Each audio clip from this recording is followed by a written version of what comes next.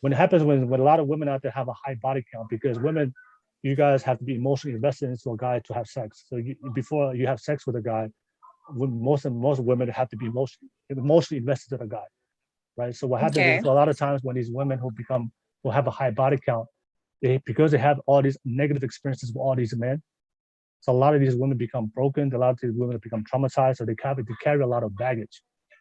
So not only a lot of men understand that a lot of these women, they don't want to date a woman with high body count because I don't know if my baby's gonna be mine. But also for a lot of men understand that if you date a woman that has a high body count, there's a lot of mental and emotional baggage you have to deal with that woman.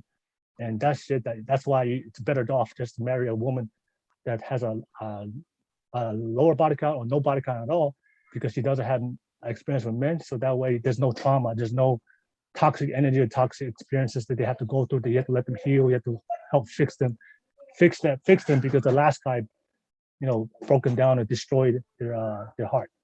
So that's why you see a lot of girls that have a high body count.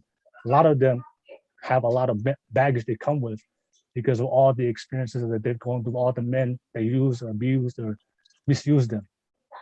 So yeah, because you guys have to be emotionally invested into the woman. For a guy, we're different. We don't have to be emotionally invested to a woman. We can have sex with a woman, and we don't have to be emotionally invested into a woman.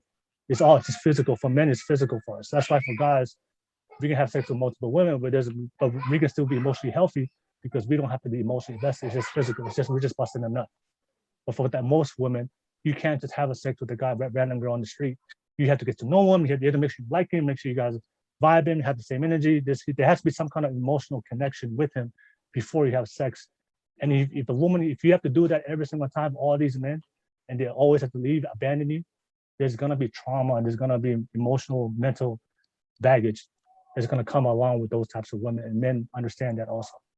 That's why for a man, you don't want to date a woman that has a high body count, not only because of that promiscuous behavior, not understanding this is gonna be that's gonna be my baby.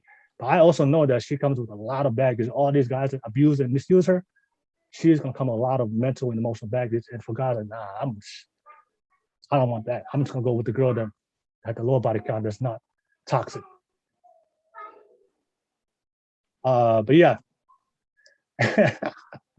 All right. I know that's a I know it's a conversation. It's hard to. It's one of those uncomfortable conversations to have, but it's just that's just the reality, right? And like I told you before, there was a study. There was a study that was done that girls who tend to have sex at the teenage years, they're 3 times more likely to have to get divorced and break up. But for girls that waited to their late 20s and had sex, they had a lower body count. And also, they had a higher chance. They had a higher chance of getting married and also staying within that marriage. And there was a study they did. They did the study that did that. So there's evidence to back that up.